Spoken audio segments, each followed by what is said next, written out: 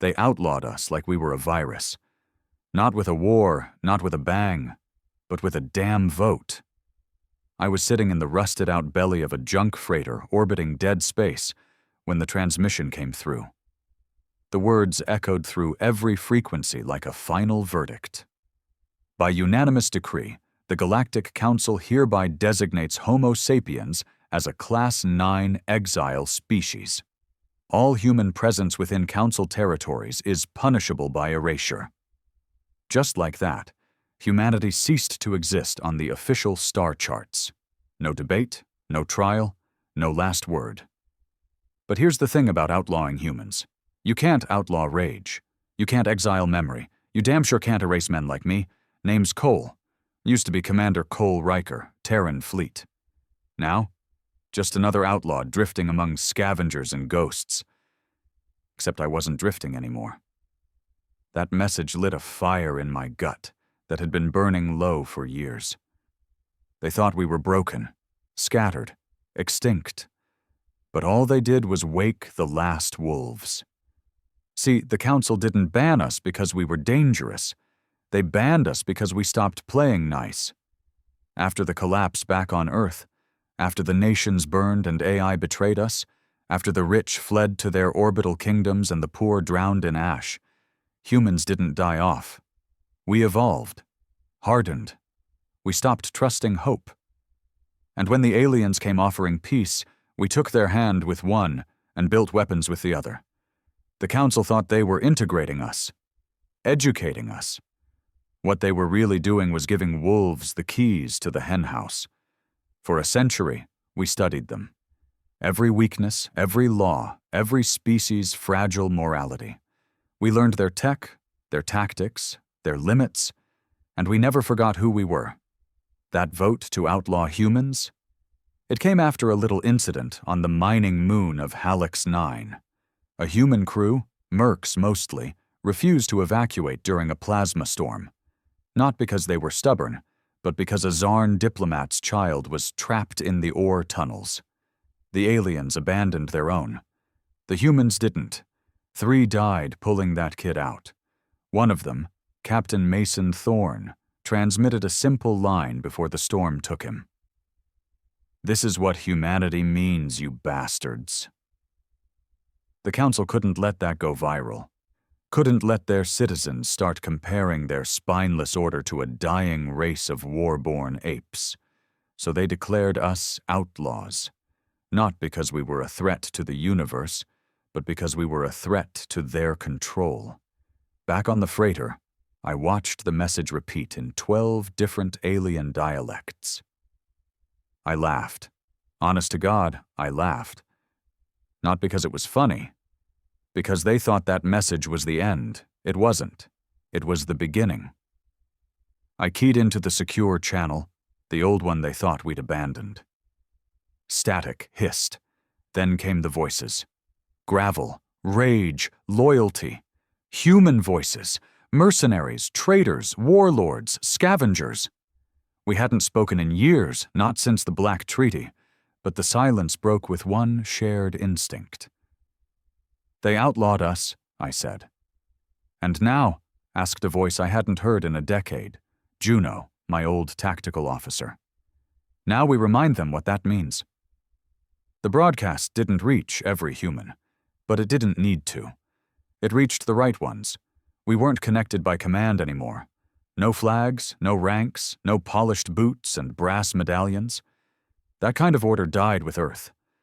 What we had now was something older, rawer, packs of survivors, fire-forged loyalty, and grudges that spanned stars. Within hours of the Council's vote, the old channel was alive again. Not officially. We never left traces like the other species did. But there were signals. Broken fragments of English hidden inside automated cargo logs, subtle pattern shifts in drone movement, orbital beacons blinking in Morse. Humans were talking again, and not one of them sounded ready to surrender. I rerouted the freighter's course to Vega Drift, the last known human-controlled station outside Council jurisdiction. At least, the last one still standing. The Council liked to send cleansing patrols to these outposts. Drones, mostly, or merc teams from species that hated humans just enough to be cheap. But Vega Drift was different. It had guns. Big ones. It sat like a rusted dagger just outside the exclusion zone, orbiting a dead moon that once held a Terran research base. Every surface of Vega was scorched, dented, leaking, or patched together with salvaged hull plating. But it lived. And more importantly, it remembered. Juno was already there when I docked. I hadn't seen her in 12 years. She still wore that same ragged flight jacket, patched with old insignias from a fleet that no longer existed. Her eyes were harder now, like polished stone. "You heard," I said as I stepped onto the docking ring. She didn't nod, didn't blink. I heard. "What do we have left?" Her jaw tightened. "More than they think. Less than we need." We sat in the command room, bare steel, low power, red lighting. The table between us was scratched with names. Hundreds. Fallen crews, rogue captains, dead friends. I added one more with the edge of my knife. Mason Thorne. Juno sighed, eyes locked on the console screen. "There's word from Centauri ruins. 2 old Earth warships are still functional, docked in a forgotten yard. Shield tech's unstable, but guns work." I raised an eyebrow. "Which models?" "The Krakens," I whistled. "Those were banned by the Geneva Protocols, anti-capital weapons. A single broadside can rip a city ship in half." She leaned forward. "Exactly why we need them." We both stared at the display as it loaded a map of the Council's core systems. Dozens of dots blinked, each a planet that outlawed our kind, each a silent dare. Around the edges of the map, thin red rings marked hostile human zones. They called them that to justify attacks, to spin extermination as diplomacy. "They erased us from the law," Juno muttered, "but they forgot something." "What's that?" She met my eyes. "We were illegal before. We just got better at it." The first step wasn't war. It was memory. We had to remind the galaxy what humans were. Juno and I reached out to old contacts, black market traders, forgotten captains, even a few hybrid species who owed us. We didn't beg. We offered them a chance, a cause, something more than this slow rot of council peace. I took a trip to the Necra fields, where exiled human prisoners were dumped decades ago. No transport, no tech. Just a planet wrapped in storms and carnivorous fog. Council policy said it was non-lethal relocation. They lied. I landed in the middle of a shantytown of survivors, men and women with scars instead of faces, armed with makeshift weapons, speaking in clipped Terran dialects. They hadn't forgotten who they were, and when I told them what the Council had done, they didn't hesitate. "We're already dead to the stars," one of them growled. "Might as well haunt the bastards." Word spread fast. Human convoys started appearing in the shadow lanes, hiding behind asteroid belts and forgotten jump gates. They weren't fleets, not yet, just fragments. Old warships stripped for speed, freighters reworked into missile boats, fighter wings flown by veterans with nothing left to lose. But they were coming. 3 weeks after the ban, the Council held a summit on Elix Prime to celebrate unity. The galaxy's media covered it like a festival. Peace flags, holographic light shows, speeches about progress and balance. Then someone hacked the broadcast. The screens flickered, a static burst cut through the music, and Mason Thorne's voice echoed across 1,000 worlds. "This is what humanity means, you bastards." The screen showed his final transmission, raw, unfiltered, blood-soaked. It showed his men digging through plasma storms to save an alien child who wasn't even their own species. It showed the ship melting behind them. It showed Thorne's face as the storm swallowed him whole. Then came the message. Not from Earth, from us. You outlawed us. You made us ghosts. But ghosts don't die. They hunt. And with that, the screen cut to black. The Council's response was predictable. Panic wrapped in arrogance. They issued arrest warrants for anyone suspected of aiding humans, imposed scans at every major port, launched more patrols to cleanse human sympathizers. But they were too late. By the time they realized the infection had spread, it was in their bloodstream. A week later, a Council dreadnought exploded over the neutral zone near Hallex 9, not by fleet assault, by sabotage. A human tech had infiltrated the crew 6 months earlier. One button press and 40,000 tons of alien steel turned into fireworks. The galaxy tried to pretend it was a one-off, an anomaly. Then a Council trade convoy vanished near the Black Reach. Then a Zarn diplomat's shuttle was found adrift, hull painted with human graffiti. You created us, now deal with us. We weren't trying to win battles. We were making them bleed confidence. Juno stood beside me on Vega Drift's observation deck, watching the stars shift in real time. The station pulsed with energy now, ships docking, engineers upgrading weapons, soldiers training. The ghosts were waking up. You think they'll fight back hard? She asked. I nodded. They'll panic. They'll call us terrorists. We are, I smirked. That's the point. She looked at me then, really looked. And if we lose? I didn't flinch. We already lost Earth. We already lost our name. What's left is rage. And rage doesn't need a home. Juno didn't smile. She just turned back to the stars. Then let's show them what it means to exile wolves. Vega Drift was alive, like it hadn't been in years. You could feel it in the metal under your boots. Like the station itself remembered it was once built for war. Men who hadn't seen each other since the fall of Terra shook hands over weapon crates. Old grudges were buried under newer, sharper ones.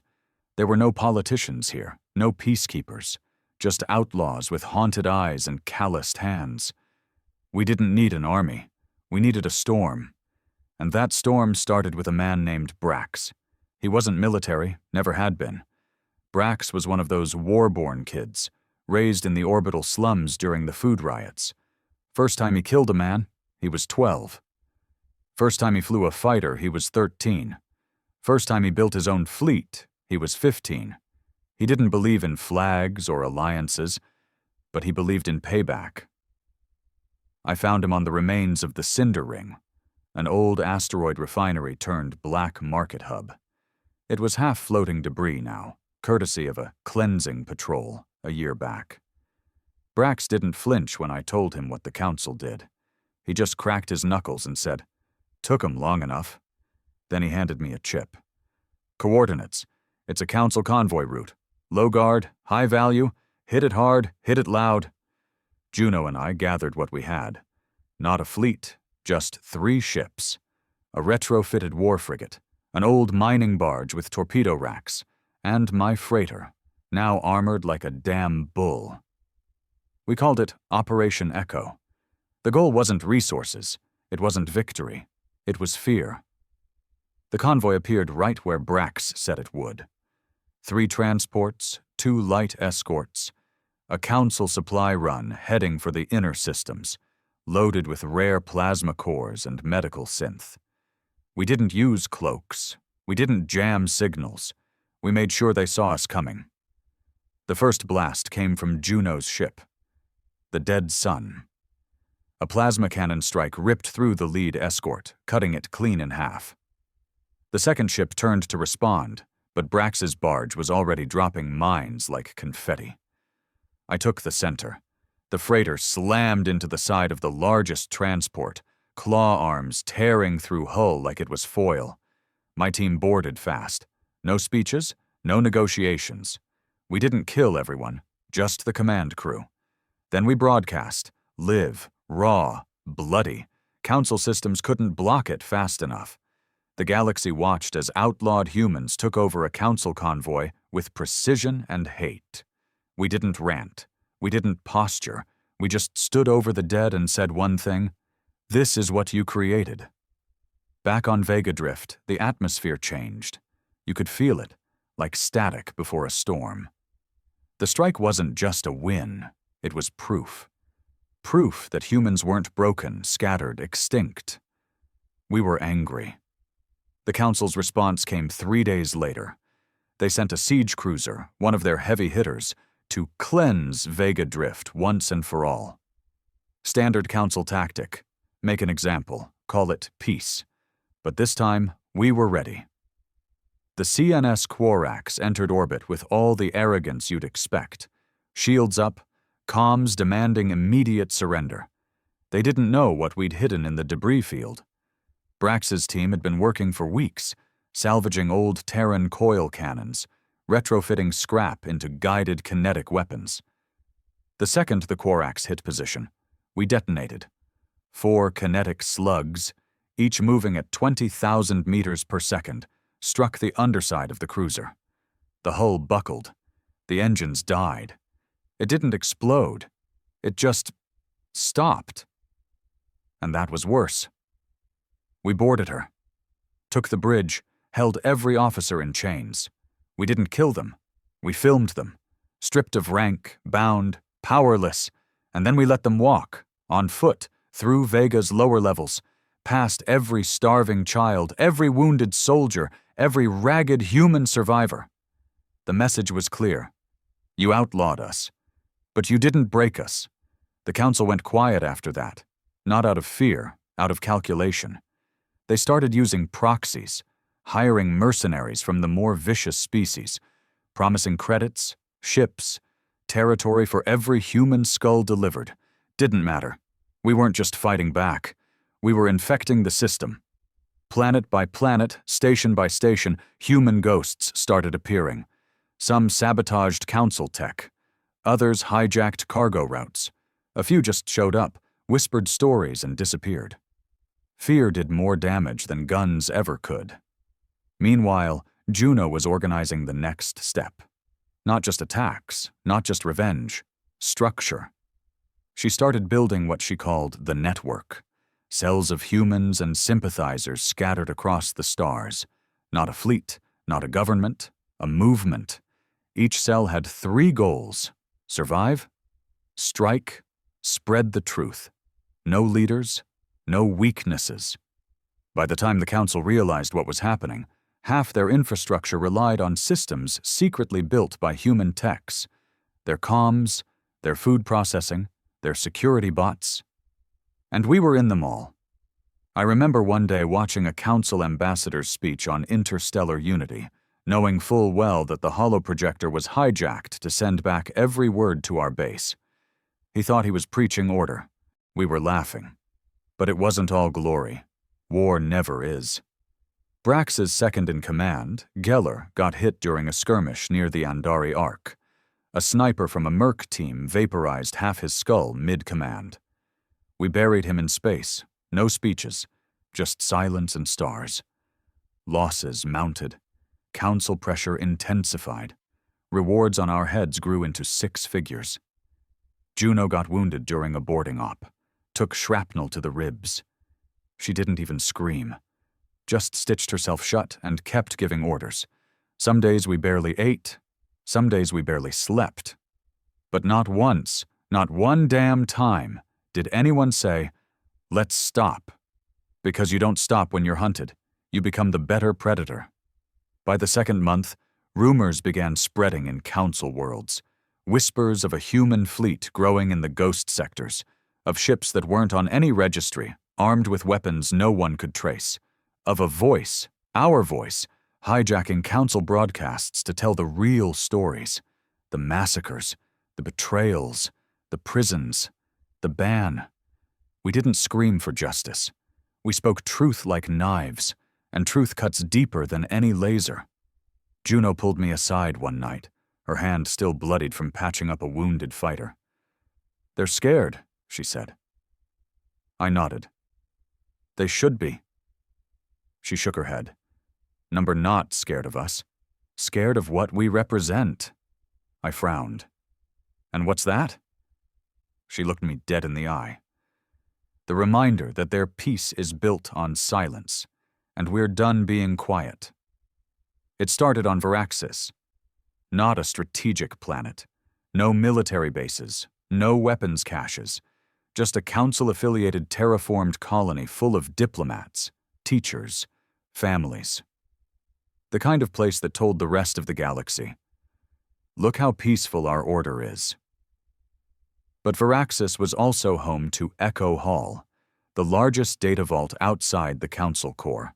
Archives of history, genetic logs, censored footage. They used it to scrub truth, twist the narrative, and rewrite the past. Juno called it their lie machine, and we were going to shut it down. We didn't need an army. We needed timing, precision, and a crew with nothing left to lose. That crew was mine. The plan was simple, suicidal, and perfect. I'd go in as a captured smuggler, council disguise, false ID, rigged biosign. Juno and 2 others would infiltrate the lower power grids while Brax coordinated a blackout from orbit. During the 30-second darkness window, we'd breach the vault, copy the data, and rig the core to burn. We weren't just going to steal the truth. We were going to make it scream. They processed me through security like any other criminal. Shackled, scanned again. A Zarn warden sneered as he shoved me into holding. "You people never learn," he said. I didn't answer. I didn't need to.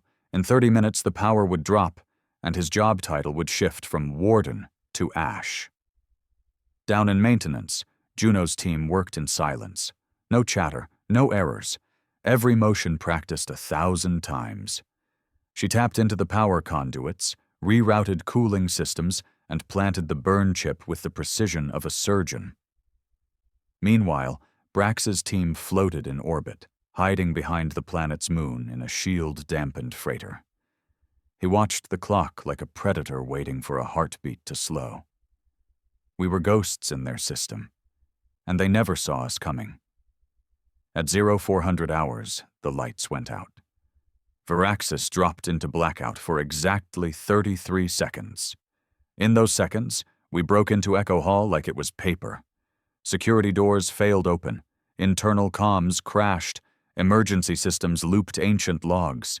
We sprinted past corridors of silence, past rows of screens where humanity's history had been scrubbed clean, wars rebranded as riots, massacres hidden under resettlement events. It was all there, buried, waiting.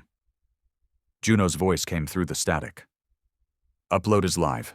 10%. 20. I held position by the vault, weapon drawn. The air tasted like burnt ozone, the kind that hangs before the lightning hits. Then it happened. A child's face on the screen. Black eyes, scarred lips, dirty, forgotten. The caption: Human settler, redacted colony 27, re-education subject. It hit me like a fist. I knew that face. It was my brother. He died on that colony. I'd buried his name, buried the memory, but the council didn't bury it. They used it. They filed it under non-cooperative juveniles. My grip tightened on the weapon. I nearly pulled the trigger on the screen itself. Juno's voice returned. 80%. Hold, Cole. Almost there. The lights flickered. The council's response teams were waking up. Outside, sirens blared. Inside, I stared at a screen and felt something inside me die again. When the power returned, we were gone. The data? Broadcasted through 1,000 shadow nodes. Every screen on Veraxis lit up with council lies, side by side with the raw footage, the real deaths, the screams they had buried under bureaucracy and polished speeches. From orbital stations to civilian homes, everyone watched as their utopia bled truth. And we didn't hide our faces. That was Juno's call. She said, "Let them see we're not monsters in the dark. We're the children of the truth they tried to kill." And when people saw us, scarred, furious, alive, they didn't see terrorists. They saw themselves. The Council lost more than a data vault that day. They lost control of the story, and in a world built on narrative that's death, protests erupted in neutral colonies. Non-human species began demanding audits, opening old records, asking questions they'd buried for decades. One by one, Council allies fell silent, not out of loyalty, but fear. Because if the humans had this much proof, how much more was still hidden? The Council called us radicals, but behind closed doors, they used a different word. Reckoning. 2 weeks later, Juno got word from a merchant ship near the Pytherian fringe. A defector, Council intelligence officer, wanted extraction in exchange for proof of a Project Silence. Sounded like bait, smelled like bait. But we couldn't ignore it. I went myself. Solo. The meet was in an old salvage yard orbiting a decayed moon. No backup, no support. Just me, a pulse rifle, and a gut full of fury. He was waiting. Pale. Thin. Nervous. Name was Varn. Half Silac, half Council breed. He didn't talk like a bureaucrat. He talked like a man with nightmares. He handed me a chip. Said nothing. I scanned it. It showed mass graves, human, Council-marked ships, coordinates in Council space, and one more thing, audio logs of Council officials discussing final clearance. I looked at him.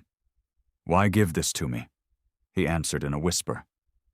"Because my daughter was born with human DNA. They said she's contaminated." I didn't need to ask what happened next. His eyes said enough. I didn't kill him. He didn't ask me to. We returned to Vega Drift with the chip. Played it for every soul in the station. The room fell quiet. Men who had killed without hesitation stood frozen. Even Brax didn't curse. Juno's voice shook when she spoke.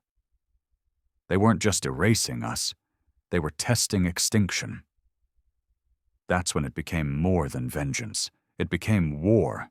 Not just against the Council, against the silence itself. I stood before the largest gathering of human survivors since the collapse. Mercs, traders, engineers, kids. Some had never known Earth. Some still wore the soil under their nails. I told them the truth. I showed them the graves. I showed them what the Council did in secret labs. And then I asked one question. "Are you going to die quiet?" The roar that answered shook the walls. We weren't ghosts anymore. We were fire. And the galaxy was about to burn. The Council should have silenced the defector the second he opened his mouth. But they didn't. And in that hesitation, everything unraveled. The chip Varn gave us, those coordinates, those bodies, those sterilization protocols, didn't just expose a policy. They exposed a pattern. They proved something we'd suspected for decades. The Council wasn't afraid of what humanity had done. They were afraid of what we could do, of how quickly we adapted, how violently we survived, how ruthlessly we remembered. And now, the rest of the galaxy started wondering. If humans were outlawed for being dangerous, what else had the Council buried? Vega Drift became more than a hideout. It became a symbol. Ships that once ran from Council space started changing course toward it. A Zarn engineer showed up in a shuttle built for one, carrying only a case of Council data cores. Said nothing when he landed, just handed the cores to Juno and collapsed. Inside the cores, genetic modification records, dozens of species, hundreds of unauthorized trials, human and non-human subjects, most marked disposed. It was never just about us. We'd been the first target, not the only one. The network's reach tripled within a week. Council drones began glitching mid-patrol.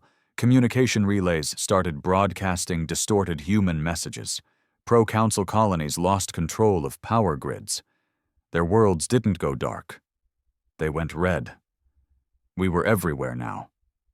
The ghosts they thought they erased had taught themselves to haunt every wire, every code base, every backdoor system. We didn't ask for entry anymore. We took it. But the Council didn't collapse like a dying star. It twisted inward. They launched propaganda waves, calling the defector chip a forgery, blaming human sympathizers for destabilizing galactic harmony. They tried to spin the truth like a weapon, and for a moment it almost worked. Fear is a powerful thing, especially when you've built your rule on it. Some systems shut their borders, refused human entry, imposed scan and purge orders on refugee crafts. One of those was Ryloth Prime.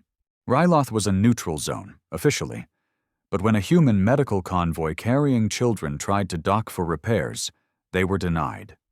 Not once, 4 times, in distress, with life support failing. By the time we arrived, the ship was just orbiting wreckage. Juno stood on the bridge, face pale. "These weren't soldiers," she whispered. "No," I said. "That's why they did it." We retrieved what we could: DNA samples, black box logs, and a name etched into the hull in scorched metal. We were not the enemy. The retaliation was immediate. Brax led it. He didn't ask permission. He didn't warn anyone. He took a strike team and firebombed the Ryloth primary docking tower with salvaged plasma mines. 800 council diplomats were vaporized. Collateral damage? Sure. Guilt? Maybe. But to Brax, to many of us, it wasn't murder. It was balance. Juno hated it. "This makes us what they say we are." "No," I said. "This makes us honest. They write their sins in treaties. We write ours in blood."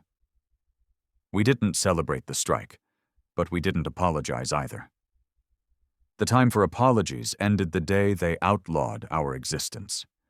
The fallout from Ryloth split the galaxy down the spine. Some species condemned us publicly, but opened private channels offering supplies, safe harbors, even intelligence. Others demanded all-out eradication. The Zayari proposed system-wide human detection protocols, a polite way of saying genocide, clean and bureaucratic. But for every enemy that rose, another ally cracked through the Council's mask. One was a Valdari captain named Solace. His ship defected mid-patrol, cut comms, turned off beacons, and transmitted a single message to our network. They lied. You were never the threat. You were the warning. We let him in. Not out of trust. Out of strategy. Solace brought us codes, patrol schedules, weak points in the Corps' inner defense ring, and something else, a map, a classified star chart, one the Council hadn't published in over a century. It showed a system marked in red, Delta Nix, a dead zone, off limits. Solace said it was where Project Silence was perfected, the place where they learned how to erase humans, the place where they tested extermination. We had to go. Juno wanted a scout mission. Small, quiet, recon only. Brax wanted to go in guns blazing. I wanted answers, so I chose the middle path. We sent a crew of 6, including me, on a fast, shielded runner. No flags, no heat trail, stealthed from nose to engines. Delta Nix wasn't empty. It was alive. Black satellites spun silently above a broken world. No signals, no broadcasts, just silence. The surface was cracked, scorched, like a planet scorched from the inside out. But the satellites weren't weapons. They were recorders, orbiting eyes capturing data. When we cracked into one, we found the footage. Not from today, from decades ago. Thousands of humans, men, women, children, lined up in jumpsuits. They weren't prisoners. They weren't rebels. They were subjects. We watched them walk into domes. We watched the domes shut. We watched fire rain from above, and we watched Council scientists take notes. We didn't speak for a long time, not even Brax, just silence. Then Juno said, "Burn the orbit." I nodded. We planted charges, targeted every recorder, every satellite, and when we left that system, we left it in flames. But we kept the footage, because silence didn't protect them anymore. It condemned them. The final straw came days later. A council official, Drac Valeris, resigned on live galactic broadcast, one of their architects, a voice for their order. He cried on screen, begged forgiveness, admitted everything, the bans, the experiments, the Council's fear, their long-term plan for species sanitation. He said humans weren't erased for being monsters. They were erased for surviving what the Council couldn't understand. We never fit their mold. We never obeyed their decay. We endured. The Council ordered his death within the hour. But it was too late. The stars had heard. The myth of peace was dead. The reckoning had truly begun. We weren't just a threat anymore. We were a cause. It started small. A whisper in the trade alleys of Sornax Station. A merchant guild refusing to sell council-made arms. Then came a blockade runner on the Utari Fringe, transmitting coded fragments of our broadcast to passing vessels. And then it spread. Whole colonies went dark from council surveillance. Governors disappeared overnight. Council embassies were set on fire. In some sectors, alien workers began striking, demanding access to their sealed historical records. Protests turned to riots. Riots turned to ambushes. And at the center of it all were humans, never visible, never confirmed, but felt in every crack. Vega Drift could no longer hold the weight. We were getting too loud, too many coming in, too many secrets dying in our walls. So Juno made the call. Decentralize. The network fractured, not in weakness, but in strategy. 17 new hubs scattered across outlawed space, not just human-run anymore, sympathizers, survivors, the betrayed. Each cell was autonomous. Each cell had a task. Hit, bleed, vanish. I took command of Cell Theta. My job? Make the core bleed. The core was the heart of council power. Wealthy worlds draped in gold-plated law, untouched by the chaos beyond. Cities that hovered above oceans, towers that pierced clouds, citizens fed a daily dose of curated peace. They believed the rebellion was distant, abstract.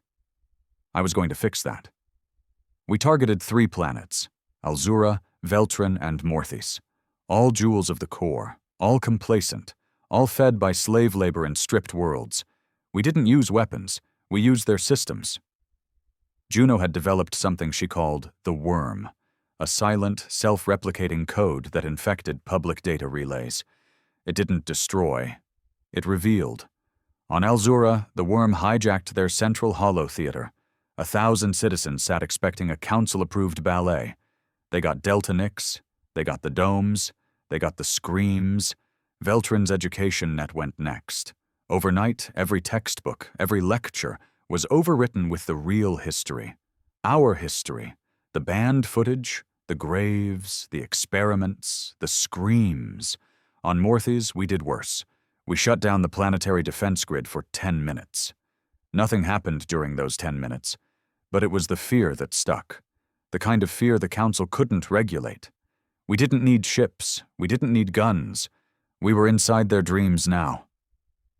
Back at Vega Drift, now Cell Prime, Juno had her hands full. Sympathizer groups were getting bolder. Some were untrained, sloppy. A few even crossed the line, bombing civilian ports, attacking non-combatants. We weren't saints, but we had a code. Juno enforced it with brutal precision. One group, the Red Maw, started executing council-born children in a refugee camp on Vela 4. We found them. Juno herself led the strike, didn't take prisoners. When it was over, she broadcast her own warning. We are not the Council. We don't become what we fight. She didn't smile afterward, didn't talk, just poured herself a drink and stared at the stars. Some people thought she was cold. They didn't understand. She wasn't cold. She was focused. The Council tried to retaliate. They struck at Sector 9, where we'd built a hidden armory in an abandoned mining lattice, sent 2 cruisers and a support fleet. We were waiting. I'd spent the last 2 weeks working with an Uxari demolitions expert who'd defected after her brother disappeared under Council gene audits. Together we laid enough thermal charges inside the lattice walls to melt a small moon. When the cruisers entered the field, We lured them in with false signals, echoes of human distress. They came in arrogant. They died confused. 2,000 council troops vaporized in a blaze that lit up the night sky. We didn't celebrate. We harvested. Metal, power cores, data from their wreckage. Every piece they sent to kill us, we sent back sharpened. But there was something else now. A shift. Alien species started calling themselves unregistered. A quiet nod to us. Refugees without planets began painting human sigils on their hulls, symbols of rebellion. One child, a Grelth orphan, carved the old Terran Resistance R into her shell plating, said she saw it in a dream, said it made her feel brave. Brax cried when he saw that, first and only time I ever saw it. Then came the turning point. Counselor Marek, a high-ranking voice from the inner table, broke. He sent us a message from inside the core, encrypted, urgent. He wasn't a traitor, not fully. He was scared. Said the council was planning something called vortex directive. We didn't know what that meant, but we knew the sound of desperation when we heard it. The last time the council created a directive, they burned the Larasi homeworld to cover up their biotech crimes. 40 million died. No one was ever held accountable. We needed to know what vortex meant. Juno sent me and Brax into the core. Deep. Suicide deep. We landed on Charon Prime, one of the Council's off-grid research moons. Posing as Council agents escorting a captured, unregistered, we bypassed security with credentials stolen from a dead officer 3 months back. Inside, it was worse than we imagined. Not a lab. A vault, full of stolen DNA, human, alien, hybrid. One vault labeled Emergency Genesis Protocol Vortex. We broke the seal. Inside were embryos, thousands, grown artificially. No parents, no identities, just templates. They weren't trying to kill us anymore. They were trying to replace us, rebuild their version of humanity. Sterile, controlled, loyal. A perfect species without the rage, the rebellion, the memory. Juno's voice came through the comm, sharp. "Burn it!" I looked at Brax. He didn't blink. We laid charges, every wall, every cryotube, and when we left we didn't look back. The explosion echoed through every system. The Council denied it. But survivors talked, scientists, assistants, guards. They told stories of ghost-born humans setting fire to their future, of outlaws laughing as the flames rose. The Council couldn't stop it anymore. The silence had collapsed. And in its place, the stars burned with a new name. Not human, not outlaw. Free! The sky wasn't dark anymore. It was on fire. From the outer rings to the velvet black edges of the core, rebellion had erupted like a storm with 1,000 heads. Vegadrift was no longer a secret. It was a legend. Every outlaw cell, every suppressed colony, every child who grew up hearing whispers of Earth's final breath, they all knew its name. And they all knew ours. We weren't the hunted anymore. We were the hunters. The destruction of the Vortex facility broke something in the Council. Not structurally, not even militarily. It broke their illusion. For centuries they'd operated under the guise of peace, an elegant machine built on soft genocide and polished lies. They didn't conquer planets, they reorganized. They didn't kill civilians, they optimized populations. But when that moon burned, when the embryos screamed in fire and the echoes leaked into the neural network, they couldn't hide behind language anymore. The galaxy saw what they were. And worse for them, it saw what we'd become. The war began not with fleets, but with choices. A traitor from the Syrian race, once devout Council allies, refused to deliver Council supplies to the Aetheris front. His crew agreed. The entire convoy vanished into unregistered space. A Valdori general publicly defected, bringing half her army with her. She made no speeches, just broadcast the image of a Delta Nix grave and said, "We don't follow monsters." A farming colony on Zephyrin 3 revolted with mining tools and hydrocutters. No tactics, no strategy. But they held for 12 days, enough for Cell Iota to slip in with weapons and data caches. That colony became a fortress. We didn't win territory, we made monuments. Juno called a summit, not in secret, not hidden. She called it on the bridge of the Harbinger, our new flagship. A repurposed Council dreadnought stolen during a data cripple op 2 months earlier. It was 20 clicks long, powered by rage and rebuilt by ghosts. We invited the heads of 25 rebel factions. Human, non-human, half-human. No ranks, no chairs, just a round chamber with a single question hanging in the stale, recycled air. "What now?" Brax said. "We burn every system that wore a Council crest." A former Council biologist, now leading Cell Gamma, countered. "Then we become them." Juno didn't speak until the room had chewed itself hoarse. Then she stepped forward. "No empires," she said. "No flags. No peace treaties signed in blood. We fight, we finish, then we vanish again." "And the Council?" someone asked. She looked out the viewport at the stars. "We erase them, not just from power, from history, from memory, from every system they corrupted. And after that?" She smiled. "Then we let the galaxy breathe without a boot on its throat." I wasn't made for politics. I stayed in the dark, running ops. Our latest mission was called Starhook. The target was a core comms node orbiting Calvec 7, one of the 4 remaining systems the Council used to coordinate fleet movement.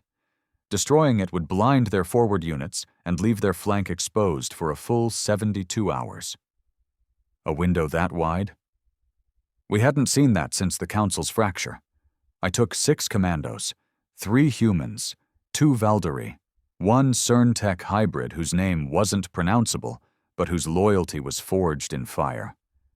We launched from a shadow gate hidden in a gas cluster. Masked signals, cold engines. The Council wasn't expecting us, but they had automated defenses, anti-ship mines, proximity torpedoes, hunter drones. Halfway through the drift approach, we lost contact with Rix, Valdari sniper, best I'd ever seen. His scream came through a second before the hull decompression warning lit up. We didn't stop. We didn't mourn. We couldn't. Inside the node, we planted spike relays, hijacked the central processor, redirected the orbital laser grid into its own energy source. Boom! The whole thing exploded like a dying star, taking our exfil craft with it. We lost another in the blast, crawled out on emergency suits, beaconed for pickup, oxygen running low. An old mining vessel flagged us down. Pilot was human. 1 arm, no eye. He said, "You the ghosts?" I nodded. He grinned. "Good. Been waiting for you." The Council struck back.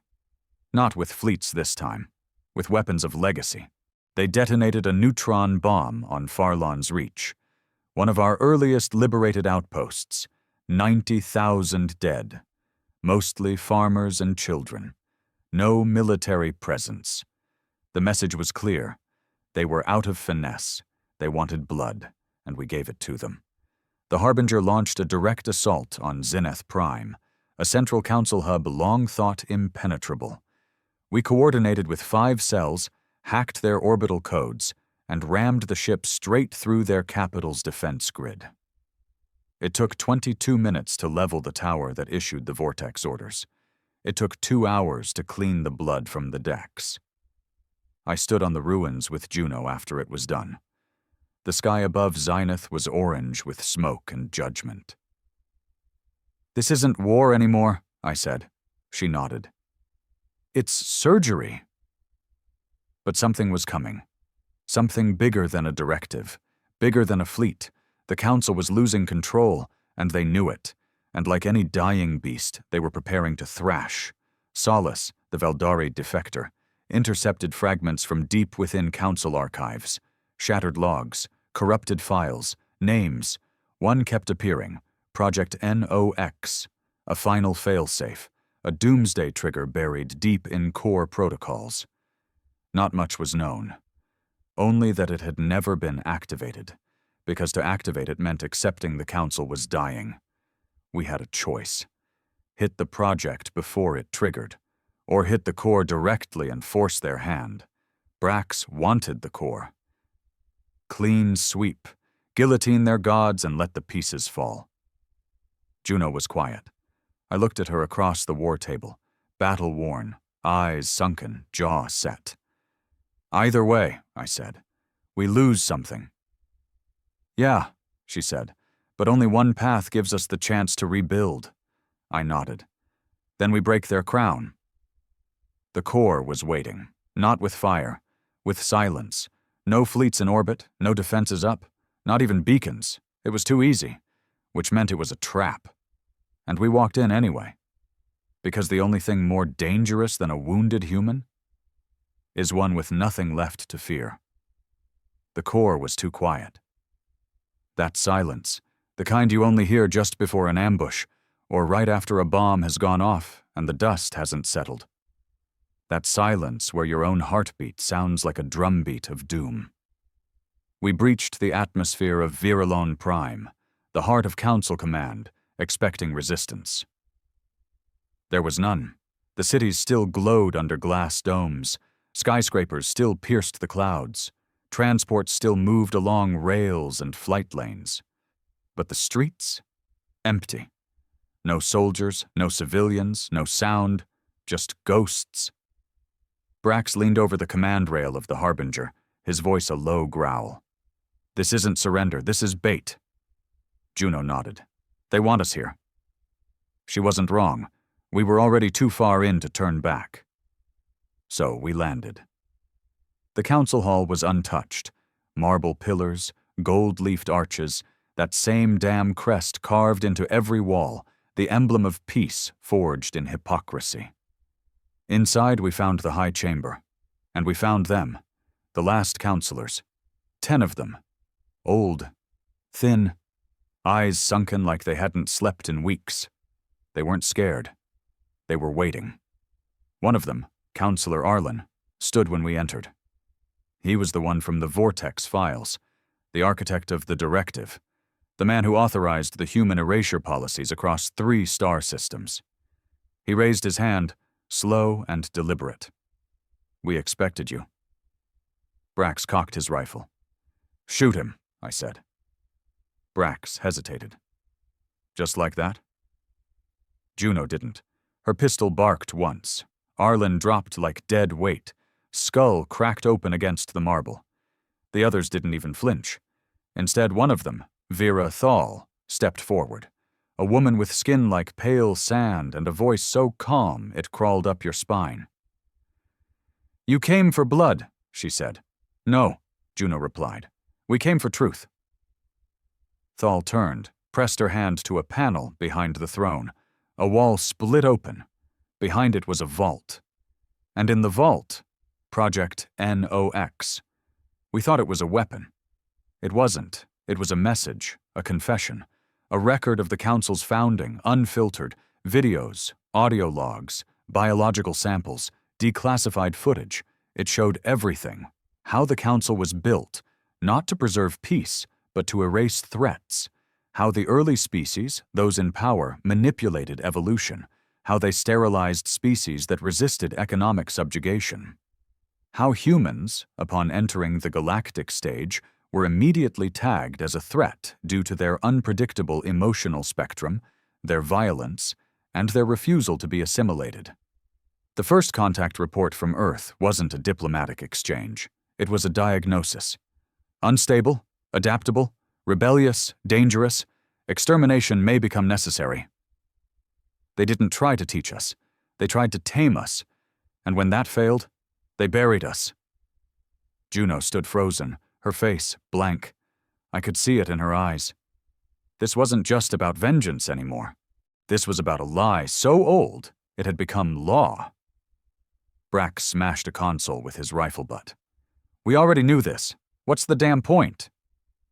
Counselor Thal sat down. The point, Commander, is that you've won. I frowned. Then why show us this? She looked tired. Because we knew it would end this way. You think you're destroying us, but all you're doing is completing the cycle." Juno stepped forward. "What cycle?" Thal whispered. "All power consumes itself. Eventually, those who seek justice will become tyrants, and the stars will forget who fired first." It was her final trick. She wasn't trying to win. She was trying to poison us, to make us doubt our own fire. We left the chamber in silence. Thal and the rest stayed behind. We didn't kill them. We didn't need to. They died in that room the moment the doors closed. Their empire had already fallen. They just hadn't accepted it. Back aboard the Harbinger, we faced the final decision. Brax wanted to wipe every core planet clean, fire and ash. "They watched us burn," he growled. "Now we return the favor." Others agreed. Some hesitated. Juno stood at the center, silent. Then she turned to me. "What do you think?" she asked. I didn't answer right away. I looked around the room. At humans with prosthetic limbs and branded numbers from council camps. At alien allies who lost families to sterilization policies. At children who wore our crest not as rebels, but as hope. And I remembered Earth. I remembered the blue sky before it turned red, the oceans before they boiled, the cities before they fell. I remembered what was taken from us, and I remembered what we became. "Fire," I said, "won't make them remember. It'll only make them fear." I looked at Juno. "And fear. It's what got us here in the first place." She nodded slowly and made her decision. We didn't burn the core. We opened it. We broadcast the truth across every star system, uncut, uncensored, every atrocity, every erased species, every genocide filed under policy. We tore the veil off their gods, and we didn't ask the galaxy to forgive us. We asked it to choose. The result? Chaos. Uprisings everywhere. Council flags torn down, burned, replaced by symbols of truth, some human, some alien, some entirely new. The core fractured. Some systems descended into civil war. Others found new leaders. Not all chose peace. Not all chose mercy. But all chose freedom. And in that, we won. Juno stepped down a month later, said her war was over. She disappeared into the ghost sectors, like smoke after a blaze. Brax stayed. Built what he called the Ash Fleet, a mobile unit tasked with hunting down the worst of the old council's monsters who slipped through the cracks. Me? I returned to Vega Drift. It's different now, no longer hidden, no longer hunted. It's a beacon, a place where no flag flies, where the Outlawed became the founders of a new truth. The council outlawed humans. But it was far too late, because we weren't just soldiers or rebels. We were a memory that refused to die, a warning written in blood and silence. And now, we're something more. We are the ones who remember. And the stars? They remember with us.